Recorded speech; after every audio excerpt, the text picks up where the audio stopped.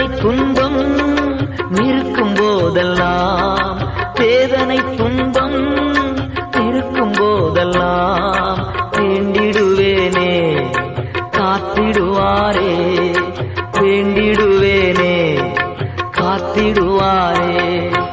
யார் என்னை கைவிட்டாலும் இயேசு கைவிட மாட்டார். யார் என்னை கைவிட்டாலும் இயேசு கைவிட மாட்டார்.